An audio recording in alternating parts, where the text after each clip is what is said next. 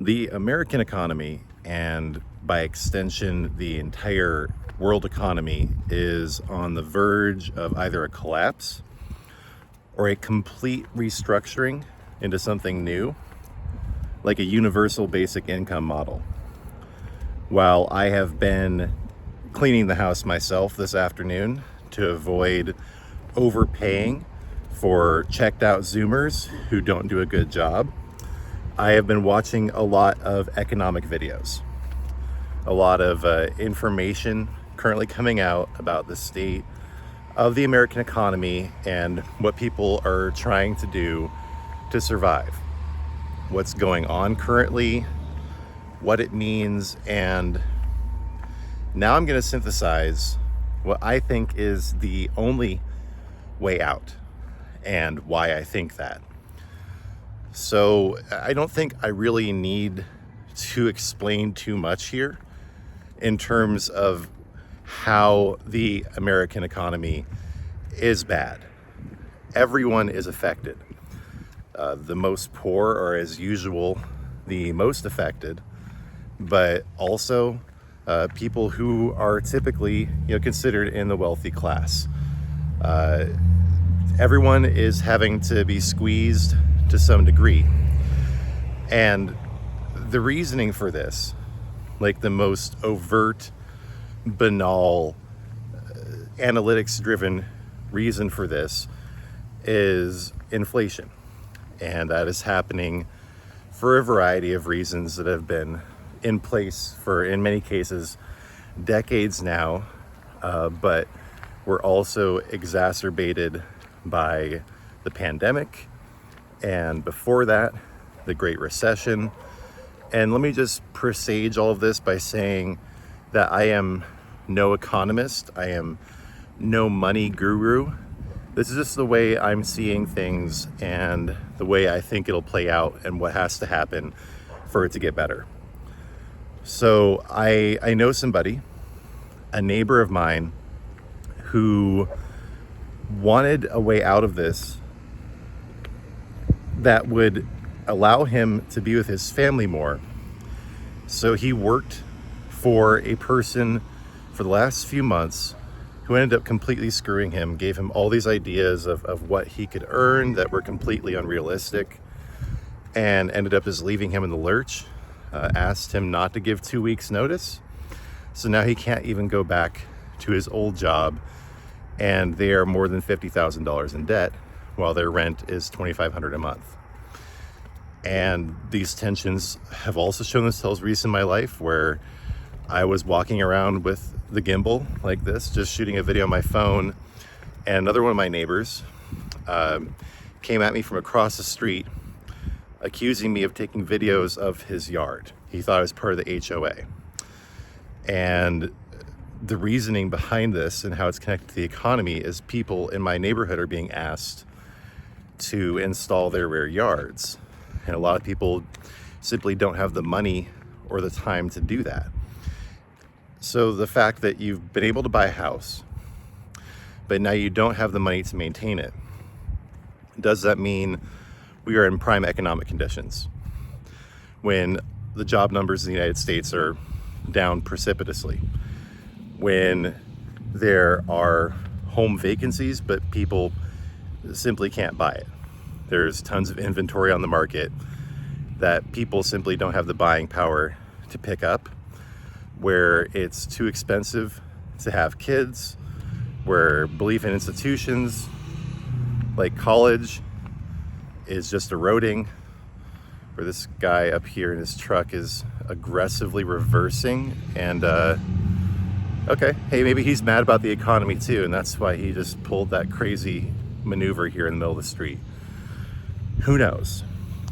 But I said I didn't really need to go into it, and lots of other channels have gone into this a lot more, but I'm sure that you are experiencing this in some way. Rising utility bills, rising car insurance, home insurance, less ability to buy a home if you want to. There are dozens of different ways that the economy in the United States is giving warning signs that it is not doing well. And this time, as opposed to the Great Recession starting in 2008 or thereabouts, it's not just housing, it's everything. Everything is too expensive, and the country is either nearly or already $40 trillion in debt. So the bigger why as to why this happened, and there's a just kind of wider spiritual reason, but there's also some very specific reasoning. The reason all this is really happening is because our nation has turned away from God. Now, the specifics of why I say that are that in the Bible, usury is forbidden. But regardless, today's economy is based on debt. The only way that the US economy can persist in essentially any form is through debt. Just more debt, keep piling it on. And debt and interest and making money off of debt, that is the textbook definition of usury. So the modern economy is propped up by a practice that is explicitly forbidden in the Bible, and forbidden for good reason. Because when you're making money off of people being in debt, when you're making more money off of people being more in debt, then the incentive is there to keep this going until all real value is stripped from the economy. So it's forbidden in the Bible for a reason, yet we have an economy that would not be able to hold itself up without usury. So that's the very specific and obvious reason right there. But there's more to it than that. It's also that in general, the nation and the economy has lost the mandate of God. And that has happened because of a variety of different things.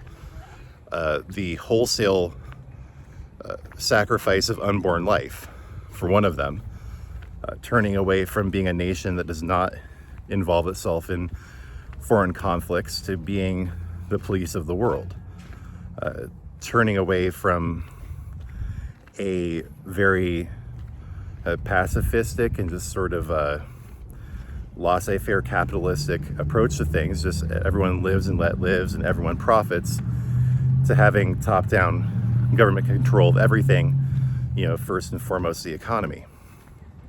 And when you stop being a nation under God, except, in name, when you stop behaving like a nation under God, God will put you through trials. Again, this is very clearly laid out in the Old Testament with the trials of the Israelites who turn away from the true God and are enslaved, wander through the desert, are subjugated, go through all sorts of difficulty and turmoil.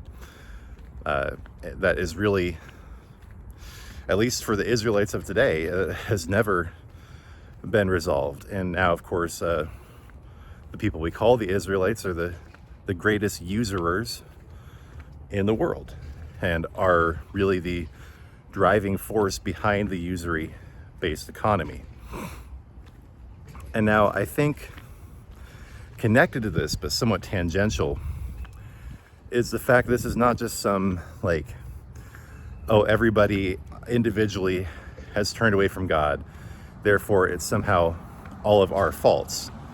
I think that's true to a degree, but I think also there's been mass manipulation from behind the scenes. So Albert Pike, who some would consider the father of modern Freemasonry, who lived in the late 1800s, had a plan. Maybe in the early 1800s. I used to be much more of a buff on conspiracy theory stuff, but it's mostly in the past for me. But this is something that I will never forget. And just like many other documents, people have said that this never really happened, that it's all a lie to defame the poor, peaceful Freemasons who just want everybody to be happy. We're just such nice people. But there was a document, again, supposedly apocryphal, that is attributed to Albert Pike, detailing this repeating century cycle. So in the 1800s, which is when Freemasons started coming to world power. I mean, did you know that the government of Mexico was for a time run by Freemasons and Christianity was made illegal? We had a Freemason party in the United States. Like, this was once a really, really big deal. But we had in the first third of the 1800s, we had the Napoleonic Wars. And at the end of that, in the decisive battle, the Rothschild family did some insider trading and essentially gained total control of the Bank of England. And then we all know what happened last century. Anyone at public school or has watched the History Channel knows all about the World Wars and what really precipitated America's involvement in the second one. Well, the over-reliance on the stock market as an indicator of success and as an economic vehicle led to such a huge depreciation of wealth that there was mass poverty that FDR tried to solve by making everyone into slaves to build public, national parks and public infrastructure, right? He also confiscated everyone's gold. A little tidbit there about FDR that not many people know about. But none of that was enough. So that eventually America had to go to war to solve its financial problems. But again, only temporarily, only for the course of around a century. And, not to get too conspiratorial, but just it seems Occam's razor to me that if you have this repeating cycle every single century, and if there is no other really visible reason for this happening, there's probably some manipulation in the shadows. And Woodrow Wilson, who was president in the late 1910s, he said there is a force at work in the world that even the most powerful men are afraid to speak about over a whisper, paraphrasing. And then after him, 40 years later, JFK was extremely against secret societies and then got his head blown up. So yeah, you tell me, right, in the comments, what do you think? Is this all just happening organically, or are we entering into the verge of a new economic collapse entirely through our own doing? Does it have anything to do with losing the grace of God?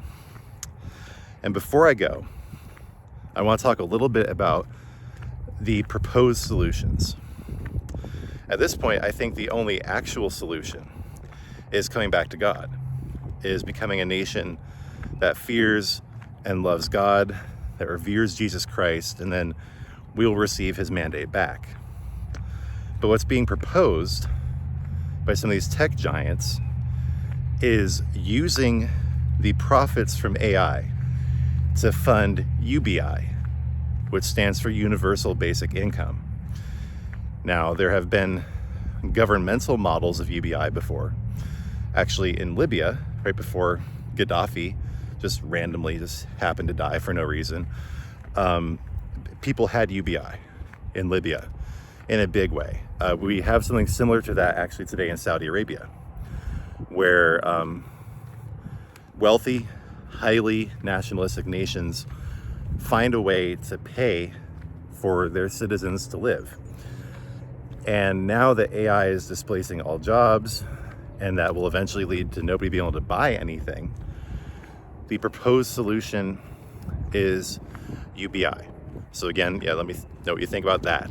Whether universal basic income makes any sense, whether it's a trap, what you think generally about America losing the mandate of God through the murder of the unborn, through entangling itself in foreign conflicts, through going back on its founding principles. And if you resonate with any of this, and you haven't yet, please subscribe, please like the video. And yeah, I really do want to hear what your thoughts are on all this, and feel free to chime in with any ways that you are being economically squeezed right now. A big reason that I'm saying all this, just in closing, is that I feel like the only reason, and it's not like we're not feeling the pain at all, but the only reason that we are so insulated in the way we are is not through my own doing or the doing of my wife or anything like that, but just through the love and the mercy of Jesus. And so I think that applies to everyone and to everything. And I'll get more into specifically how we felt this love and this mercy in future videos. But for now, I just ask God to bless all of you, especially if you're feeling the squeeze in life. I ask that His mercy returns to this nation, and through this nation, the whole world learns the mercy of Jesus and the love, and especially those who are most critically affected right now by the economic downturn. And I honestly pray that I'm wrong about the trajectory that I'm seeing here. But history does repeat itself, whether on accident or through manipulation. And I think hard times are ahead. So now it's a time to give yourself entirely over to Jesus, because even if the world doesn't get better, you'll at least be guaranteed the world to come. So again, God bless you. Thank you for watching. Please subscribe. Click on the next video if you don't want to wait for me to come out with a new one. I'll see you guys next time.